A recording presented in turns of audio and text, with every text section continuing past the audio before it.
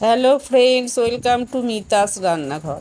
আজ বানাবো বিয়েবাড়ির স্বাদে দই কাতলা, যা ছোট বড় সবাইয়ের মুখে খুব ভালো লাগবে।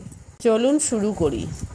এখানে আমি 600 গ্রাম কাতলা মাছ নিয়ে নিয়েছি। তার মধ্যে 1 চামচ লবণ ও 1 চামচ হলুদ দিয়ে ভালো করে ম্যারিনেট করে নেব। নিয়ে আমি 15 মিনিটের জন্য রেখে দেব। তারপর এবার আমি কড়াইয়ের মধ্যে বেশ কিছু পরিমাণ তেল দিয়ে দেবো। তেলের মধ্যে আমি একটা একটা করে কাতলা মাছের পিস দিয়ে দেব।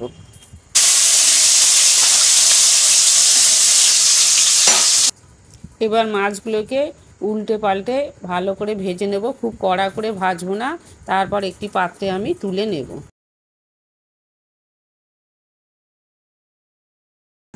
বাকি মাছগুলো এভাবেই ভেজে নেব।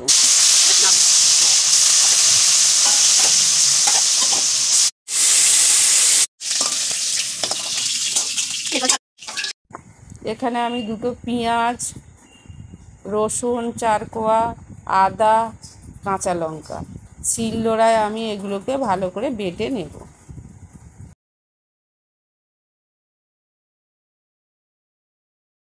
কড়াইয়ের মধ্যে আরও 3 চামচ আমি তেল দিয়ে দেব। তেলের মধ্যে ফোড়নে দুটো তেজপাতা, দুটো গোটা এলাচ, গোলমরিচ দিয়ে নাড়াচাড়া করে আমি পেঁয়াজ পেস্টটা দিয়ে দেব। দিয়ে ভালো করে নাড়াচাড়া করব। তার মধ্যে আমি দেব আদা, রসুন, কাঁচা লঙ্কার পেস্ট দিয়ে আবারও আমি ভালোভাবে নেড়ে নেব। নিয়ে তার মধ্যে দেব 1 চামচ লবণ, অল্প একটু হলুদ গুঁড়ো, 1 চামচ জিরে গুঁড়ো, 1 চামচ লাল লঙ্কার গুঁড়ো। আমি অল্প একটু গরম জল ওর মধ্যে দিয়ে দেব।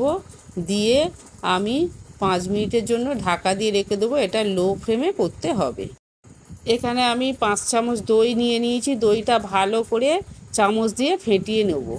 নিয়ে 5 মিনিট পরে আমি ঢাকাটা খুলে ওর মধ্যে আমি দইটা দিয়ে দেব।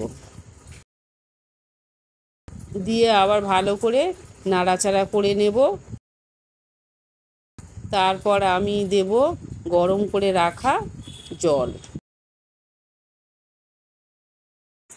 এরপর আমি পরিমাণ মতো জল দিয়ে দেব। আপনারা যেমন গ্রেভি রাখবেন সেই হিসাবে জল ব্যবহার করবেন। আমি জল দিয়ে দেওয়ার পর অল্প একটু চিনি ব্যবহার করেছি। এরপর আমি কাতলা মাছের পিসগুলো সাজিয়ে দেব। চিনি ও নুনটা আপনারা আপনাদের পছন্দ মতো দেবেন। এখানে আমি শাহি গরম মশলা ছড়িয়ে দেব আর 1 চামচ ঘি দিয়ে দেব। তারপর গ্যাসের ফ্লেমটা অফ করে দিয়ে আমি ঢাকা দিয়ে স্ট্যান্ডিং টাইমে 5 মিনিটের জন্য রেখে দেব। এই ছিল আজকের রেসিপি দই কাতলা। যদি ভালো লাগে বন্ধুরা তাহলে লাইক, শেয়ার, কমেন্ট করবেন। আবার দেখা হবে নতুন কোনো রেসিপি নিয়ে। ভালো থাকবেন, সুস্থ থাকবেন। ধন্যবাদ।